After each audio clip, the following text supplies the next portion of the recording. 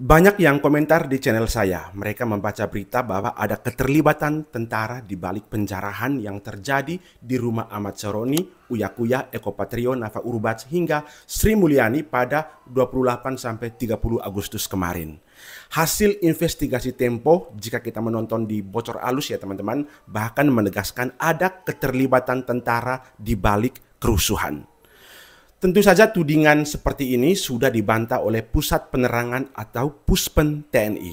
Oke lah, jika memang benar bahwa ada keterlibatan TNI dan pasukan elitnya dalam peristiwa Agustus Kelabu kemarin, bagaimana kita membacanya?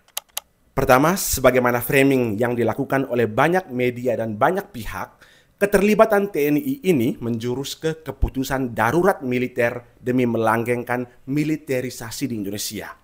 Ada juga analisis yang mengatakan darurat militer adalah upaya pengambil alihan peran keamanan yang selama ini menjadi lahan basah bagi kepolisian. Ini adalah bacaan pertama yang saya pahami sebagai konsekuensi logis dari keterlibatan TNI jika itu benar.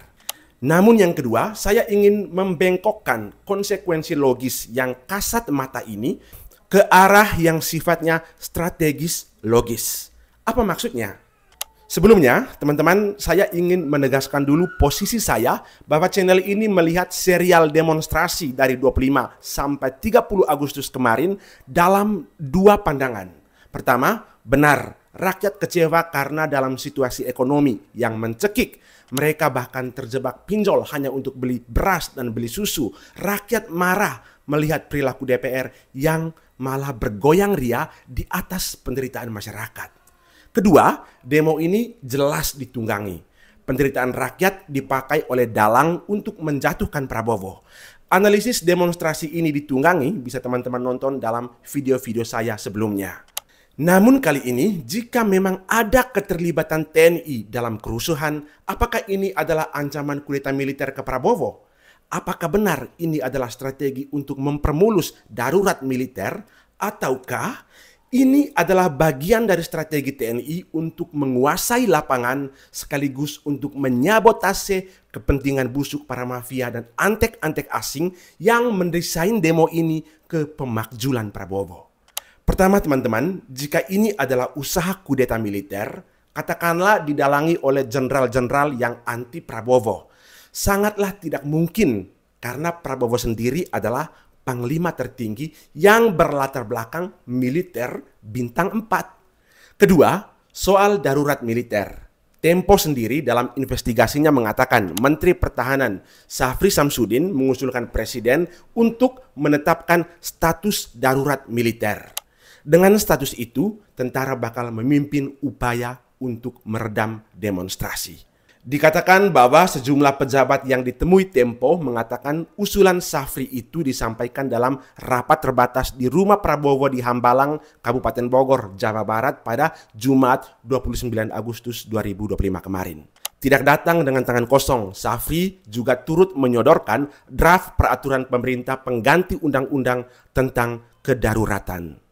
Intinya, darurat militer itu sendiri ditolak oleh Prabowo. Jadi, dengan sendirinya klaim bahwa di balik ini ada agenda Presiden untuk darurat militer akhirnya terbantahkan.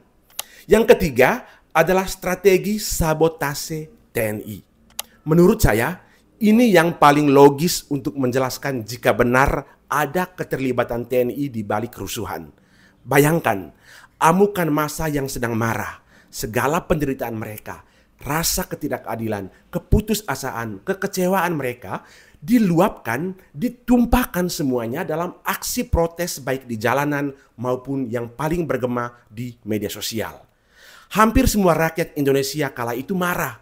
Dukungan mengalir ke pendemo, bahkan mendukung aksi penjarahan di rumah-rumah pejabat. Ini fakta yang terjadi jika kita melihat dan merekam betul komentar-komentar maupun postingan-postingan yang ada di media sosial kemarin. Kalau amarah ini tidak diredam, maka potensi Indonesia terbakar sangatlah besar. Potensi untuk disusupi intelijen asing juga sangat terbuka dalam kondisi seperti ini. Disinilah keterlibatan TNI dengan segala keahlian intelijen mereka kemudian dipakai. Pertama, mau tidak mau harus masuk ke lapangan untuk mengendalikan situasi serta mengarahkan luapan amarah tadi ke sasaran-sasaran pemicu amarah namun terkontrol. Dampaknya ya memang harus ada korban. Disinilah kejelian membaca psikologi massa. Amarah rakyat yang tadinya memuncak itu pada akhirnya reda setelah aksi penjarahan ke rumah-rumah pejabat.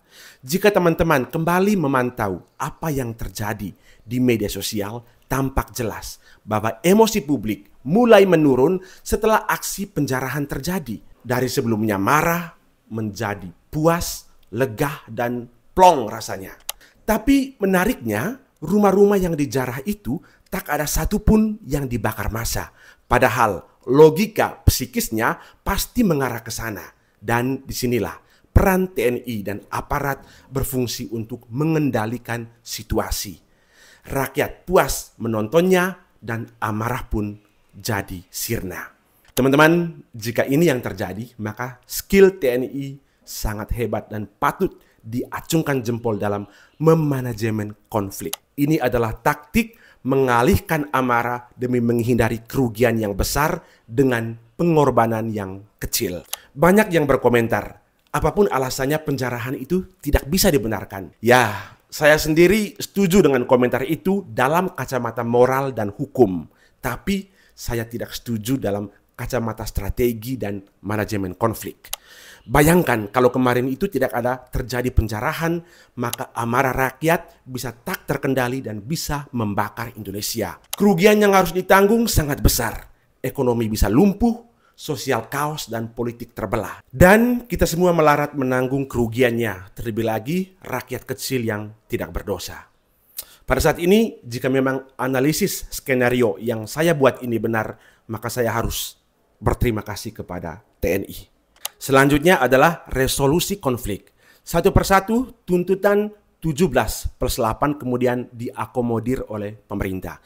Teman-teman bisa membacanya dalam berbagai pemberitaan. Dan menurut saya yang paling penting adalah Presiden Prabowo harus menjadikan momentum ini sebagai reformasi total politik Indonesia.